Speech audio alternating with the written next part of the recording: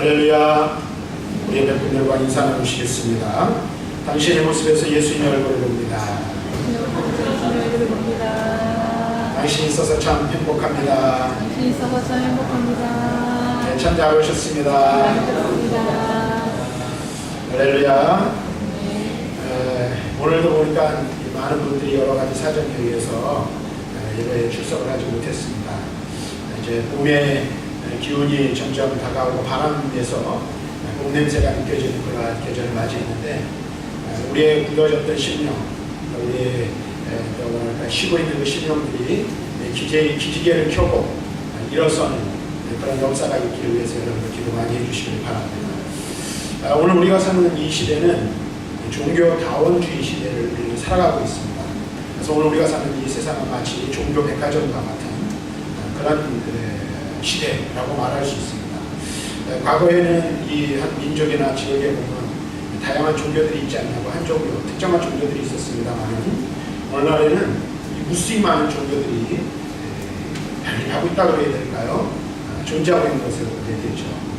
이 연천에도 보면은 교회들뿐만 아니라 사찰을 비롯해서 또 이제는 곧 여러분들 기도해 주셔야 될 부분 중에 하나인데, 이슬람 대학교가 들어오려고 지금 땅을 구입을 하고 허가를 받으려고 하는 여러 가지 많은 어려운 일들이 있습니다. 그래서 우리가 사는 이 시대를 가리켜 종교 백화점, 또 다르게 표현하면 종교 부패와 같은 어떤 그런 시대를 우리가 살아가고 있다라고 말할 수 있는데, 이런 다양한 종교가 존재하는 속에서 우리는 살아가는데, 우리가 이 세상 속에를 살아가면서 한 가지 우리가 고민하고 우리 스스로에게 질문을 던져보아야 할 것이 한 가지 있습니다.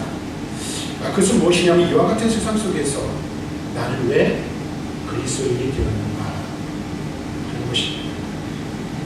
그리고 거기에 대한 분명한 답변이 없다면 우리의 신앙의 진전과 성숙으로 나아가는 일은 결코 쉽지 않다라고 말할 수밖에 없습니다. 꼭 이 다양한 다른 종교와 비교해서뿐만 아니라, 오늘 내가 이 시간 이 자리에 나와서 하나님을 예배하고 그리스도인의 이 땅을 살아가고 있는데, 내가 왜 그리스도인이 되었는가에 대한 물음과 거기에 대한 확실한 대답이 없다면 우리는 신앙의 진전을 이룰 수 없다라는 것입니다.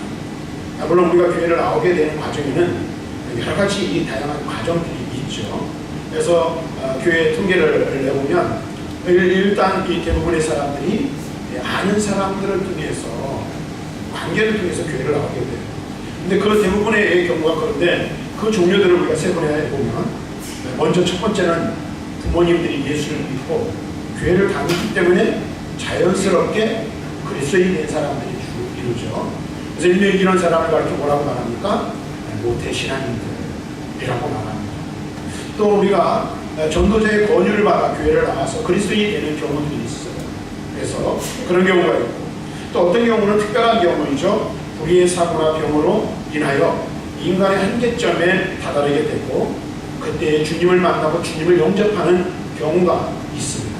그래서 그리스도인이 되는 경우가 있어요. 또 어떤 사람은, 이런 경우는 많지 않습니다만, 인생에 대한 끊임없는 질문, 그 다음에 인간에 대한 탐구, 그러한 과정을 통해서 자기 고민에 빠지고 그 결과적으로 인생의 덧없음을 깨닫고 하나님을 찾게 되는 경우를 보게 됩니다. 또 더 희박한 경우가 또 있어요. 우연한 기회에 별 생각 없이 그리스도인이 되는 경우도 있음을 된다는 것입니다. 이것 외에도 여러 가지 다양한 경우를 우리는 들 수가 있습니다. 제가 이 경우 전도사 시절에 어떤 경우가 있냐면, 한 할머니가 새벽에 십자가를 보고 교회를 찾아 나온 적이 있어요. 근데 이 할머니가 저는 둘째 아들이 결병이 들어서 오늘 기도하다가 이 마음에 십자가를 바라보면서 교회에 내가 나가서 기도하면 하나님께서 내 아들의 병을 고쳐주시지 않을까 하는 그런 마음에 교회를 찾아 나오게 되는 경우들도 있습니다.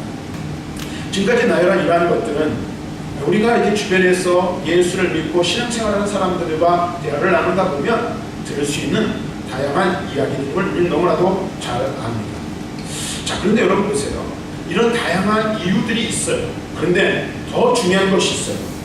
오늘 우리가 그리스도인이 된 데에는 이 외적인 환경이라든지 조건들이라든지 어떤 상황들을 통해서 우리가 그리스도인이 되지만, 그것보다 우리가 그리스도인이 된 데는 더 깊은 이유, 더 더 심오한 진리가 숨겨져 있다는 사실을 우리는 알아야 한다는 것입니다. 그리고 그것을 아는 것이 우리가 믿음의 삶을 살아가는 데 있어서 매우 중요하다는 사실을 또한 우리는 깨달을 필요가 있습니다. 물론 누군가의 권면이나 혹은 스스로의 결단 때문에 우리가 교회에 나오는 것 같지만, 또 어떤 경우는 우연히 내 부모님 때문에 또는 내 가족 때문에 또는 친구 때문에 교회에 나오는 것 같지만, 거기에는 보다 더 근원적이고 아주 신비한 비밀이 숨겨져 있다는 사실을 알아야 한다는 것입니다. 그것을 한마디로 말하면 이렇게 말할 수 있습니다. 하나님의 위대한 초대가 있었기 때문에 우리가 그리스도인이 되고 교회에 나올 수 있게 되었다는 사실. 물론 그 과정 속에서 친구나 부모나 다양한 방법을 통해서 나오지만, 결론적으로 그 근본적인 근원적인 그 부분들을 따져보고 그 속을 들어가 보면 하나님의 부르심, 하나님의 위대한 초대, 우리를 부르신 부르심이 있었기에 친구를 통해서, 부모를 통해서, 어떤 특별한 사랑을 통해서 우리가 하나님의 부르심을 받아 그리스도인이 될 수 있었다는 사실을 성경은 우리들에게 말씀해주고 있는 것입니다. 우리 모두가 먼저 이 사실을 알아야 되는 것입니다. 그래서 이 유행가 가사 중에 그런 노래가 있죠. 우리 만남은 우연이 아니야. 근데 우리가 예수를 믿고 그리스도인이 된 것은 우연하게 되어진 것이 아니라는 사실을 알아야 합니다. 필연이며 하나님의 계획 속에서 하나님의 그 신비하고 오묘한 초대로 말미암아 우리가 그리스도인으로 부르심을 받았고 그리스도인 되어 하나님의 거룩한 백성으로 이 땅을 살아가게 되었다는 사실을 알아야 한다는 것입니다. 자, 하나님께서는 그래서 우리를 향하여 말씀하십니다. 어서 내게 오라. 두 팔 벌려 우리를 부르시고 계신다는 사실이죠. 오늘 우리가 읽은 이 말씀도 잘하는 말씀이에요. 마태복음 11장 28절 말씀은 믿지 않는 비그리스도인들도 많이 알고 있는 말씀이죠. 수고하고 무거운 짐진 자들아 다 내게 오라. 내가 너희를 쉬게 하리라. 나는 마음이 온유하고 겸손하니 나의 멍에를 메고 내게 배우라. 그리하면 너의 마음이 쉼을 얻으리니 이는 내 멍에를 싣고 내 짐은 가벼우니라. 우리 주님께서 우리를 초대하고 계시다는 사실, 이 말씀을 통해서 우리에게 알려주고 계신 것입니다. 그래서 이 말씀, 이 특별히 마태복음 11장 28절의 말씀은 역사상 가장 위대한 초대라고 말할 수 있습니다. 그것은 곧 우리를 향하신 우리 주 예수 그리스도의 초대라는 것입니다. 그렇다면 우리가 여기서 머물지 말고 주님이 우리를 부르셨는데, 우리를 부르시는 그 부르심이 과연 우리를 어디로 이끌고 가시기 위해서, 우리를 왜 부르시고 왜 우리를 초청하시는지 그 이유를 한번 우리가 말씀을 통해서 살펴보기를 원합니다. 왜냐하면 그 말씀 속에 우리를 부르심 속에서 우리는 우리에게 바라시고 원하시는 하나님의 뜻을 알 수 있기 때문에 그렇다는 것입니다. 먼저 알 것은 오늘 말씀을 보니까 예수님께서 말씀하십니다. 수고하고 무거운 짐진 자들아 다 내게 오라. 전 인류를 향한 구원의 초대라는 사실을 우리는 여기서 알 수가 있습니다. 이 세상을 살아가는 수고하고 무거운 짐진 모든 자들을 향한 초대라는 사실을 말씀해주고 있습니다. 그렇죠. 예수님은 인류의 모든 죄를 지고 십자가의 죽으심으로 우리 모두의 죄를 단번에 해결해 주셨다는 사실을 우리는 먼저 알아야 하는 것입니다. 그래서 주님의 부르심을 받고 그 부르심에 응답하는 모든 자들은 어떻게 해요? 단번에 죄 사함을 받게 되어 있습니다. 이것을 이사야 선지자는 이사야 53장 6절에서 다음과 같이 말씀하십니다. 여호와께서 우리 모두의 죄악을 그에게 담당시키셨다. 우리가 짊어져야 할 인생의 짐, 우리가 짊어지며 살아가야 할 죄의 짐을 누가 대신 지시고 살아가시는 걸 대신 지시고 해결해 주신 거예요? 우리를 초청하신 예수 그리스도께서 우리의 인생의 무거운 짐, 죄의 무거운 짐을 우리 대신 지시고 담당하셨다라고 말씀해 주고 있습니다. 그러므로 성경은 우리에게 무엇을 말씀하고 있습니까? 예수 그리스도의 십자가의 대속의 죽음은 하나님께서 죄인을 살리시는 유일한 길이라는 사실을 우리들에게 알려주고 있습니다. 성경은 우리가 제사함 받고 구원받을 수 있는 다른 길이 없음을 분명히 말씀해주고 있습니다. 오직 예수 그리스도, 그분의 십자가만이 우리가 죄 용서함을 받을 수 있는 유일한 길이라고 말씀해주고 있습니다. 그래서 이 십자가에는 무엇이 있습니까? 죄를 사하는 사죄의 능력이 있습니다. 예수 그리스도의 십자가는 모든 죄를 마치 동이 서에서 먼 것 같이 완전하게 사라지게 하실 수 있는 능력이 이 십자가에 있음을 우리들에게 말씀해주고 있습니다. 뿐만 아니라 십자가로 우리의 죄를 사하시는 것은 과거, 현재, 미래, 다시 말하면 시대의 경중에 관계없이 오늘 어느 때에 상관없이 예수 그리스도의 십자가로 모든 죄를 다 사하실 수 있는 능력이 그 십자가 안에 있다는 사실을 우리는 알아야 돼요.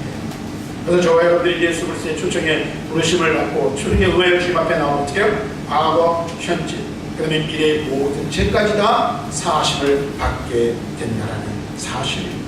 그래서 십자가의 능력으로부터 우리는 어떻습니까? 죄와 죄책감으로부터 해방되고 더 이상 누구도 우리를 정죄할 수 없게 된다는 사실을 말씀해주고 있습니다. 그래서 우리가 잘 아는 말씀, 사도 바울은 로마서 8장 1절과 2절에서 이렇게 말하죠. 그러므로 이제 그리스도 예수 안에 있는 자에게는 결코 정죄함이 없는, 이는 그리스도 예수 안에 있는 생명의 성령의 법이 죄와 사망의 법에서 너희를 해방하였습니다. 이렇게 말씀하고 있습니다. 따라서 예수 십자가를 믿는 자만 죄와 사망으로부터 해방되어 참된 심, 참된 안식을 누릴 수 있게 되는 것입니다. 그러니까 저와 여러분을 부르신 부르심이 뭐예요? 죄로부터 해방을 위하여 우리를 부르셨고, 죄로부터 해방한 우리를 죄를 사하시고 우리를 참된 안식과 평안을 누리도록 하시기 위해서 저와 여러분들을 부르셨다는 사실을 우리는 먼저 기억해야 하는 것입니다. 그래서 요한복음 14장 27절에서 예수님께서 다음과 같이 말씀하시죠. 평안을 너희에게 끼치노니 곧 나의 평안을 너희에게 주노라. 내가 너희에게 주는 것은 세상이 주는 것 같지 아니하니라. 너희는 마음에 근심하지도 말고 두려워하지도 말라. 이렇게 말씀하고 있습니다. 우리 주님께서 우리의 죄를 사하시면 참된 안식과 쉼을 얻는데 그 쉼이 무엇으로부터 옵니까? 주님이 주시는 평안으로부터 오는 것입니다. 그러므로 우리를 부르신 주님의 부르심은 바로 우리를 구원하시기 위한, 죄와 사망으로부터 구원하시기 위한 부르심이라는 사실을 알 수가 있다는 거예요. 그 다음에 두 번째로 예수님께서 이렇게 말씀하세요. 나는 마음이 온유하고 겸손하니 내게 와서 배우라.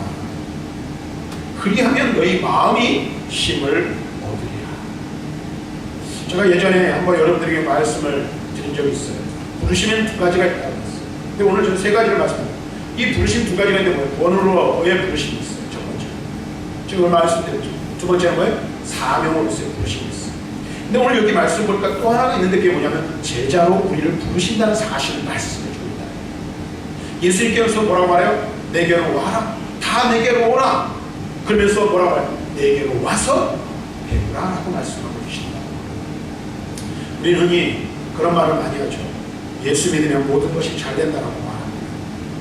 그런데 여러분, 이 말이 사실이기도 하지만 사실이 아니기도 하다는 사실을 우리는 알 수 있어요. 그래서 예수 믿고 제사함 받아요. 하나님의 자녀가 돼요. 이것은요, 그 무엇과도 비교할 수 없는 거예요. 그래서 지난번에 이미 말씀드렸지만 우리가 그리스도인이 됐고 믿음으로 부르심을 받았는데 우리가 지니고 있는 이 믿음은요, 세상 그 어떤 것과도 비교할 수 없는 가치를 지니고 있는 거예요.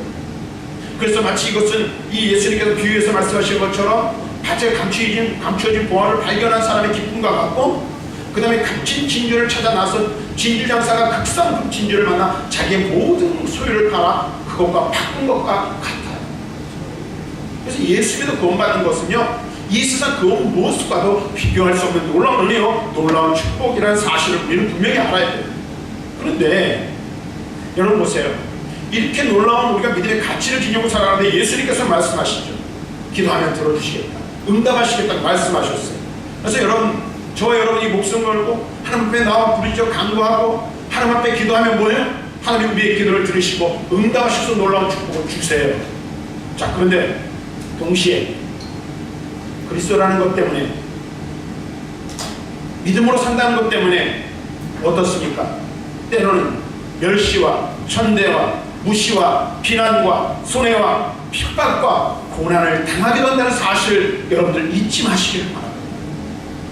예수 믿고 믿음으로 살아가는 것 때문에 또는 진리 안에서 진리를 선포하는 것 때문에 고난당하는 경우들을 우리는 보게 된다는 사실입니다. 그래서 디모데후서 3장 10절에서 바울이 이렇게 말해요. 무릇 그리스도 예수 안에서 경건하게 살고자 하는 자는 박해를 받으리라. 무릇 그리스도 예수 안에서 경건하게 살고자 하는 자는 박해를 받으리라. 여러분 그런 말이 있죠. 모난돌이 뭐 맞는다? 정 맞는다는 말이 있어요. 속담이죠. 때로는 자기의 정말로 그 모난 성품 때문에 고난이 점점 무거워지는 경우들도 있어요. 그런데 그럼에도 불구하고 여러분 보세요. 우리가 세상에서는 어떻게 보면 마치 모난돌과 같은 거예요. 여러분 생각해 보세요. 그리스도인으로 살아간다는 것이요, 세상 사람들과 다른 삶을 살아가는 거예요. 세상 사람들과 여러분 똑같으면요, 여러분 그리스도인하고 그리스도인이 다시 한번 살펴봐요. 점검해봐요. 우리는요, 쉽게 말하면 튀는 사람들이에요. 이 칼라가 있는 성격을 지니고 살아가는 사람들.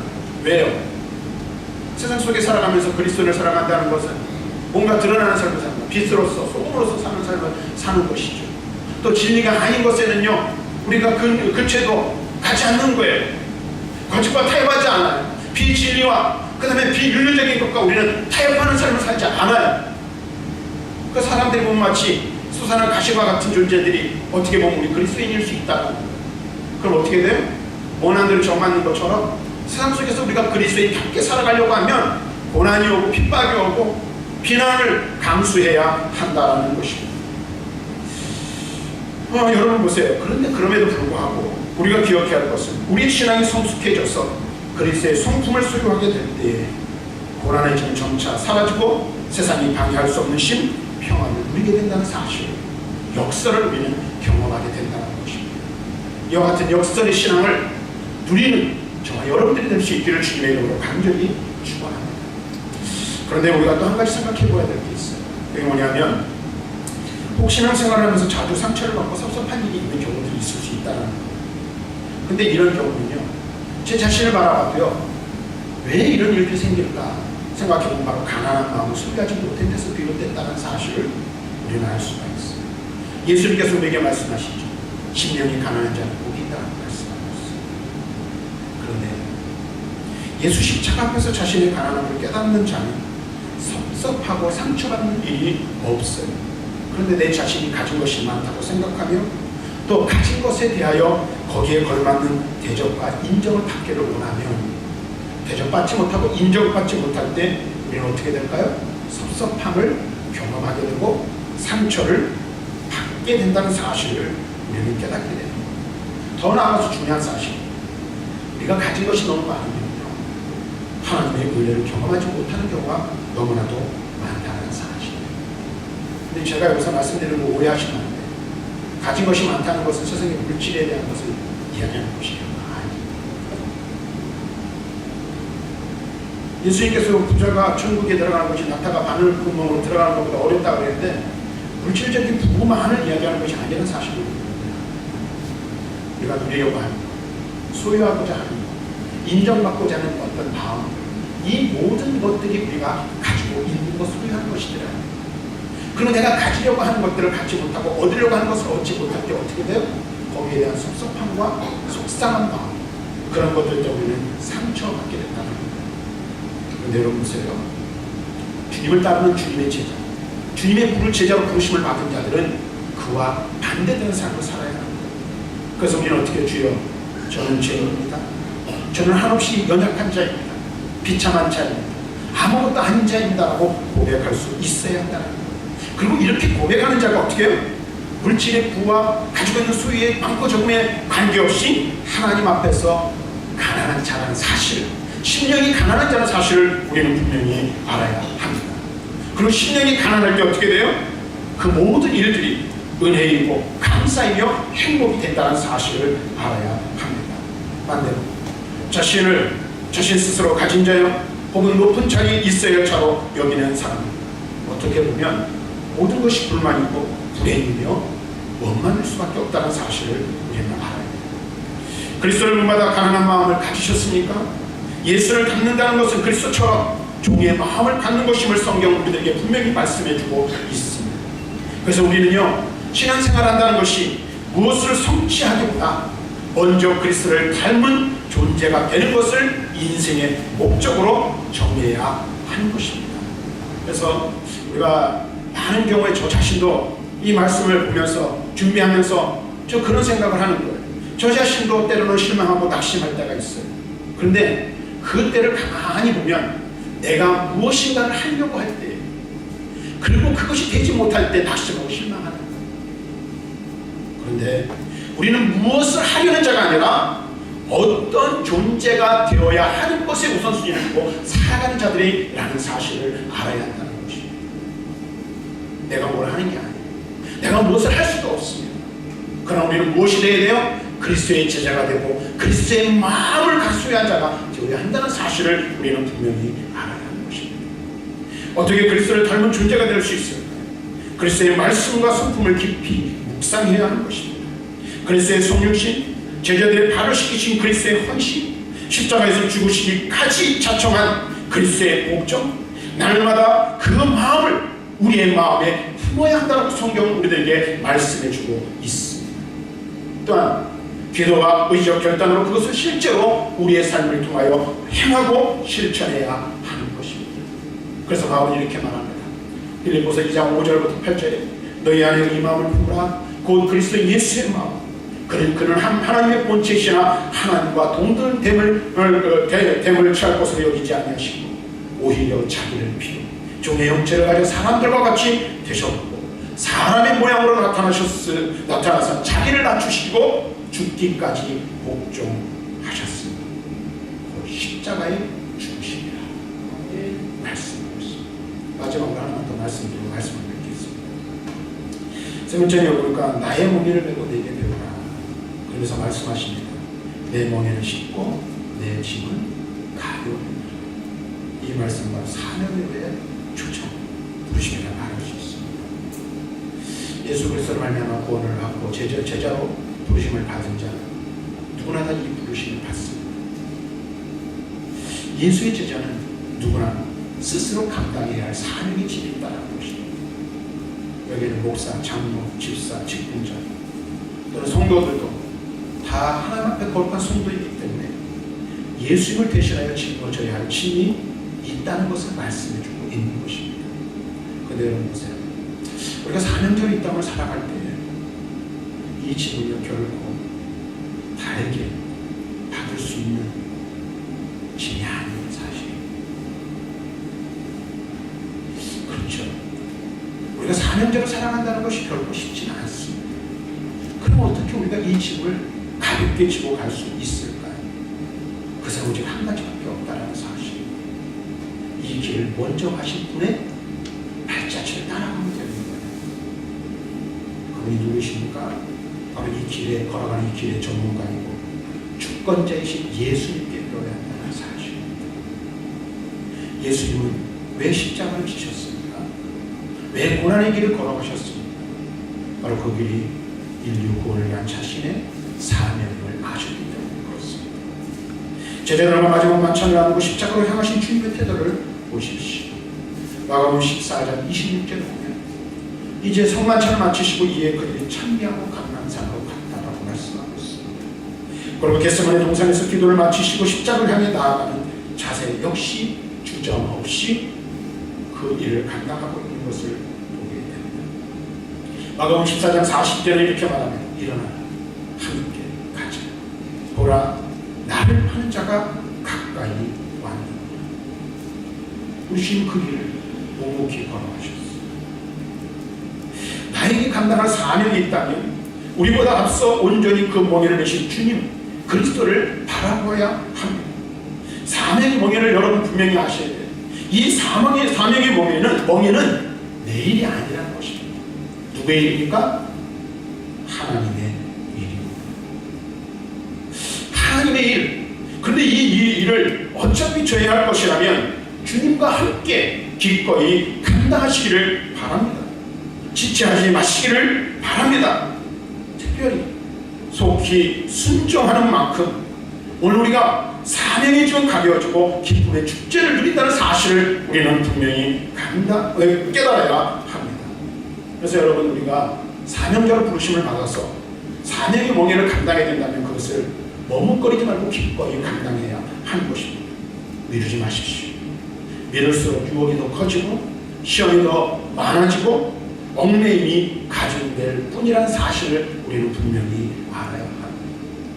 오히려 찬송하며 담대히 몽해를 지키십시오. 기쁘고 즐겁고 신속하게 십자가를 지시기를 바랍니다.